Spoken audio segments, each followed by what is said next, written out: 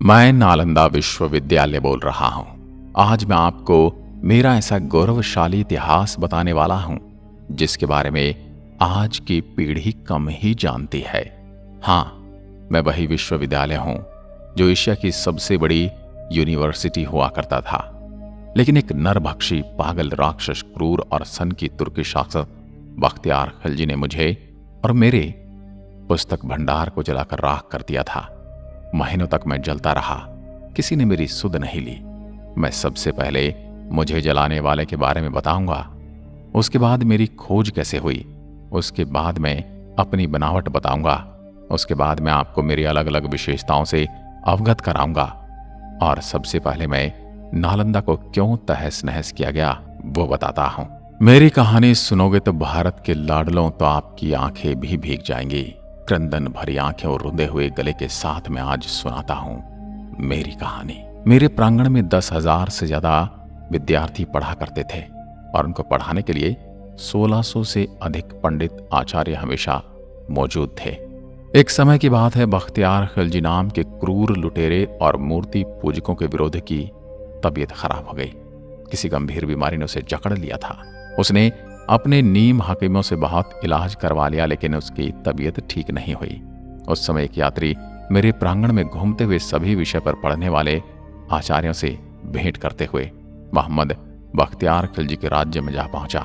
वहां उसे पता चला कि वो अभी बीमार है तो मिल नहीं सकता। उस यात्री के विशेष आग्रह पर बख्तियार खिलजी मिलने के लिए तैयार हुआ।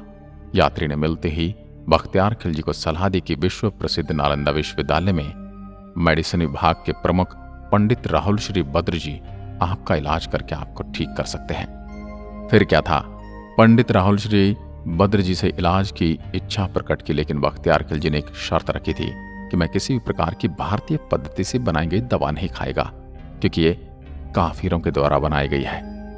फिर कुछ समय के बाद राहुल जी श्री बद्र ने कुरान की प्रति लेकर खिलजी के पास गए और ये सलाह दी कि प्रतिदिन कुरान की प्रतियां आप पढ़ेंगे तो आप ठीक हो जाओगे, ये मेरा दावा है। उसके कुछ दिनों तक खिलजी ने कुरान की प्रतियां दिन में कई बार पढ़ी और उसने महसूस किया कि उसके स्वास्थ्य अब ठीक होने लगा है। उसके बाद उसने पता लगाया कि मैं ठीक कैसे हो गया, तो उसे पता चला कि पंडित राहुल श्री बद्र जी ने कुरान की प्रतियों पर दवाई का लेप लगा दिया था। जिनको पता था कुरान पढ़ने वाले खिलजी हमेशा पन्ने पलटते समय हाथ पर थूक लगाता है, इस माध्यम से शरीर में दवा का असर हुआ और वो ठीक हो गया। उसी के तुरंत बाद खिलजी को यह बात सहन नहीं हुई कि मेरे नीम हकीमों से मैं ठीक नहीं हुआ, परंतु काफिर की दवाई ने मुझे ठीक कर दिया। मेरे हकीमों से ज्यादा ज्ञान उन आचार्यों और पंडितों में है। मन ही मन में मेरे प्रति उसके मन में द्वेष पैदा हो गया। मैं नालंदा विश्वविद्यालय पूर्ण रूप से शांति का संदेश देने वाले भगवान बौद्ध से प्रेरित था। जगह जगह पर भगवान बुद्ध की प्रतिमाएं और स्तूप बनाए गए थे। हर आचार्य, पंडित, हर विषय में परिपूर्ण बड़े बड़े ज्ञानी और बड़े विद्यार्थी सभी भगवान बुद्ध के सामने नतमस्तक होकर शिक्षा ग्रहण करते थे। ये बात खिलजी को सहन नहीं हुई, क्योंकि वो एक मूर्ति भंजक था। मूर्ति पूजकों को मारना वो अपना धर्म समझता था और एक मूर्ति पूजक द्वारा इसका इलाज करके ठीक करना उसे अपने धर्म की तौहीन नजर आई। फिर अचानक एक दिन मैंने असंख्य घोड़ों के पैरों की टाप सुनी, कंपन को अपनी ओर आते महसूस किया। लेकिन मैं तो शांति और शिक्षा के लिए विश्व में विख्यात था, मुझे किस बात का डर था। खिलजी और उसके घुड़सवारों ने मेरे सभी दरवाजों को बाहर से बंद किया और एक टोली अंदर घुस गई। उसके बाद मैंने जो क्रूर खेल देखा, मेरे प्रांगण में जो शब्दों में बयान नहीं कर सकता, कहना बड़ा आसान है। लेकिन जो मैंने अपने आचार्य, पंडित और विश्व के अलग अलग कोने से आए विद्यार्थियों का टपकता खून देखा, मैंने अपनी नंगी आंखों से देखा, उसको बताना कठिन है। हजारों शिक्षकों को पल भर में मार दिया गया। शांति के संदेश को फैलाने वाले असहाय खाली हाथ वाले मौजूद सभी को खिलजी की मूर्ति पूजक विरोधी मानसिकता ने मार दिया। कुछ भागने में कामयाब हो गए तो कुछ महत्वपूर्ण पांडुलिपियों को कपड़े में छुपाकर अपने साथ ले गए, जो तिब्बत की ओर भागे, और उन्हें पांडुलिपियों की सहायता से बौद्ध धर्म और शांति का प्रसार तिब्बत में हुआ।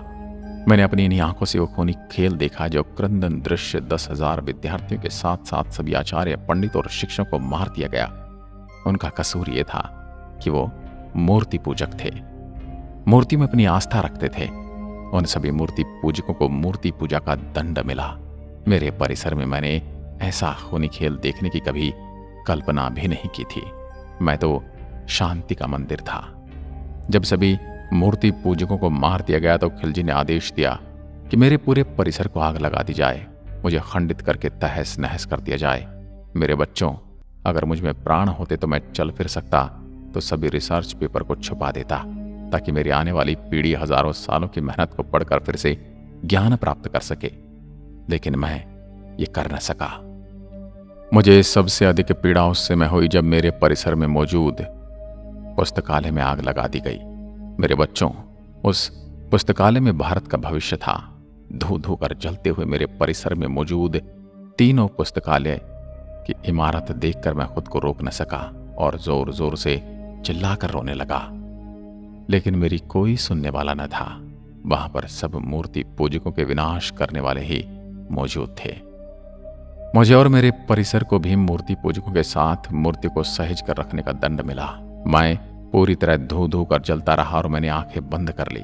पूरे 6 महीने तक मेरी विश्वविख्यात पुस्तकालय में आग जलती रही और भारत का भविष्य जलते हुए मैंने उसके ताप को महसूस किया। पूरी तरह से तहस नहस वीरान खड़ा मैं कई शताब्दियों के धूल मिट्टी में से आंखों से ओझल हो गया। मेरा खंडहर रूप देह जो बचा था वो धूल और मिट्टी के नीचे दब गया और अंदर ही अंदर अपने वजूद को मिटते हुए अंधकार में दिन बीतने लगे।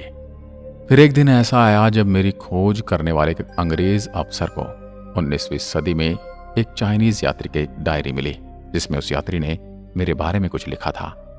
एक दिन वो अंग्रेज अफसर डायरी में लिखे हुए पते पर पहुंचा तो उसे ऐसा कोई सबूत नहीं मिला, लेकिन वहीं टहलते हुए उसे कुछ 5वीं शताब्दी की ईंटों के अवशेष मिले। उसने हल्का अपने ही हाथों से खरोच कर देखा तो नीचे एक के ऊपर एक ईंटों से सजी हुई दीवारें महसूस हुई।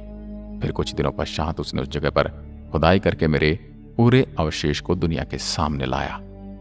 उस चाइनीज ने डायरी में लिखे यात्रा के विवरण के अनुसार नालंदा विश्वविद्यालय में 1500 शिक्षकों के साथ 10,000 से भी ज्यादा विद्यार्थी अध्ययन करते थे। लगभग 108 विषय पर मेरी प्रांगण में पढ़ाई करते थे विद्यार्थी। विश्व के कोने कोने से आने वाले विद्यार्थियों के अलावा अलग अलग भाषाओं में पढ़ाई की व्यवस्था की गई थी। 100 से ज्यादा भवन और इमारतें बनी हुई थी। हर भवन में कुएं की व्यवस्था थी। जगह जगह स्टडी हॉल, जगह जगह पढ़ने का प्रांगण, प्रार्थना का प्रांगण और रहने की व्यवस्था थी। रहने के लिए प्रत्येक विद्यार्थी के लिए अलग अलग कमरे बने हुए थे। हर कमरे में रोशनी की व्यवस्था थी। उस समय भी जब दुनिया में लाइट यानी इलेक्ट्रिसिटी नहीं थी तो दिए के लिए जगह बनी हुई थी। कई देशों के विद्यार्थी मेरे प्रांगण में पढ़ने आते थे।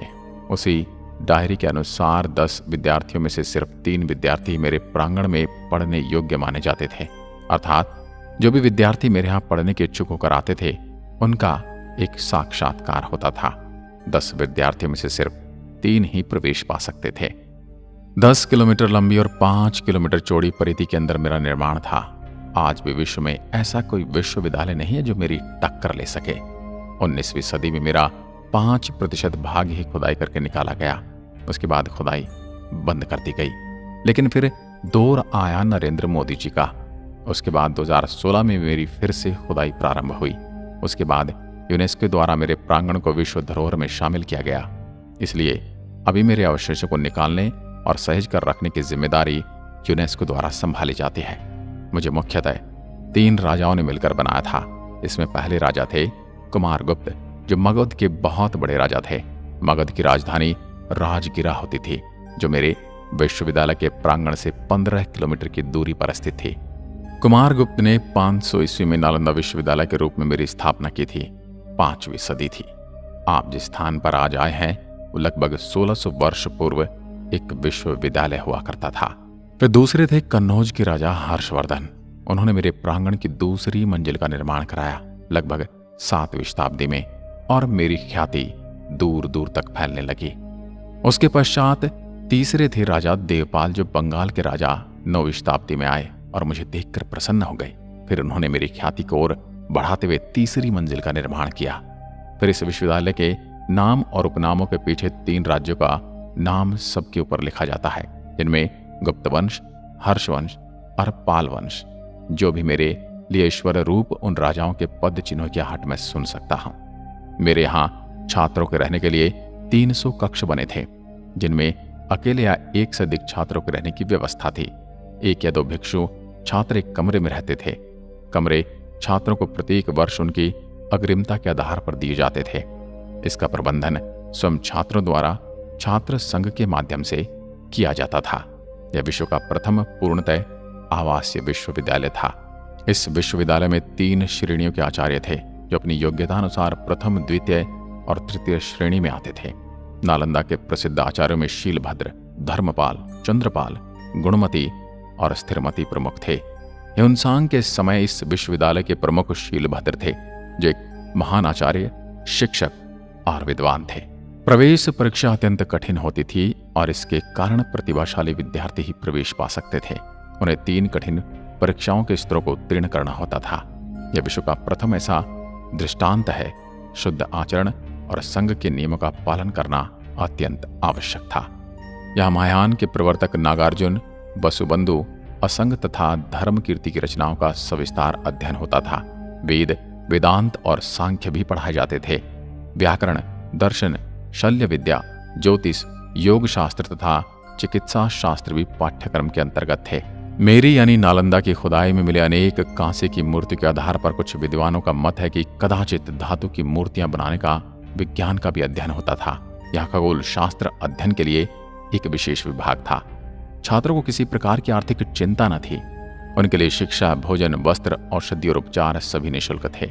राज्य की ओर से विश्वविद्यालय को 200 गांव दान में मिले थे, जिनसे प्राप्त आय और अनाज से उनका खर्च चलता था। विश्वविद्यालय परिसर के विपरीत दिशा में एक छोटा सा पुरातात्विक संग्रहालय बना है। इस संग्रहालय में खुदाई से प्राप्त अवशेषों को रखा गया है। उसमें भगवान बुद्ध की विभिन्न प्रकार की मूर्तियों का अच्छा संग्रह है। इनके साथ ही बुद्ध की टेराकोटा मूर्ति और प्रथम शताब्दी की 2 मर्तबान भी इस संग्रहालय में रखे हुए हैं। इसके अलावा इस संग्रहालय में तांबे की प्लेट, पत्थर पर खुदे अभिलेख, सिक्के, बर्तन तथा 12वीं सदी के चावल के जले हुए दाने रखे हुए हैं। बड़गांव नालंदा का निकटतम गांव है। यहाँ पर एक सरोवर और प्राचीन सूर्य मंदिर है। यह स्थान छठ के लिए विशेष प्रसिद्ध है। नालंदा से थोड़ी दूर पर सिलाव स्थित है, जो स्वादिष्ट मिठाई खाजा के लिए प्रसिद्ध है। इनके पास ही है राजगृह। मेरे प्रांगण में मौजूद पुस्तकालय पूरे 9 मंजिल बड़ा था, जिसको कुछ इस्लामिक आक्रमणकारियों ने जला दिया। और मेरे पुस्तकालय में 3 इमारतें हुआ करती थी। उनके नाम हुआ करते थे रत्नादि, रत्न सागर और रत्नी रजक। 12 शताब्दी में जब खिलजी की क्रूर और मूर्ति भंजक विरोधी मानसिकता ने मुझे तहस नहस कर दिया, मेरी विश्व प्रसिद्ध पुस्तकालय में आग लगा दी और मुझे 6 महीने तक धू धू कर जला दिया। मेरे देशवासियों, आपने उस लाइब्रेरी में क्या खोया वो आप अभी नहीं समझ सकते। हजारों वर्षों के शोध, लाखों पांडुलिपि, हजारों करोड़ों शोध के पेपर धो धो कर जल गए। 6 महीने इसलिए लग गए क्योंकि उस समय पेपर नहीं हुआ करते थे। अधिकांश पांडुलिपि और रिसर्च के डॉक्यूमेंट ताम्र पत्रों पर उकेरे जाते थे। पूरा पुस्तकालय के प्रांगण का नाम धर्मगंज हुआ करता था। मेरे यहाँ आने के लिए आपको हवाई मार्ग और सड़क मार्ग अथवा रेल मार्ग से यात्रा करनी पड़ेगी। हवाई मार्ग के लिए निकटतम एयरपोर्ट यहाँ से 89 किलोमीटर दूर निकटतम हवाई अड्डा पटना का जयप्रकाश नारायण हवाई अड्डा है। रेल मार्ग के लिए नालंदा में भी रेलवे स्टेशन है, किंतु यहाँ का प्रमुख रेलवे स्टेशन राजगीर है। राजगीर जाने वाली सभी ट्रेन नालंदा होकर जाती हैं। सड़क मार्ग, नालंदा सड़क मार्ग द्वारा कई निकटवर्ती शहरों से जुड़ा है। अगर आप राजगीर से आते हैं तो 89 किलोमीटर दूर पड़ता हूँ। वहीं आप गया से आते हैं तो 89 किलोमीटर दूर स्थित हूँ, लेकिन बोध गया से आते हैं तो मैं 110 किलोमीटर की दूरी पर हूं। मैं नालंदा विश्वविद्यालय आपको आमंत्रित करता हूं। तो महानुभावों, मेरे बारे में आपके दिमाग में कुछ तो प्रतिक्रिया जरूर आई होगी। वो मुझे कमेंट सेक्शन में लिखकर बताइए, ताकि मुझे पता चल सके कि आप मेरे बारे में क्या सोचते हैं। मिलता हूं एक और पटकथा के साथ। तब तक के लिए नमस्कार। जय हिंद, जय भारत।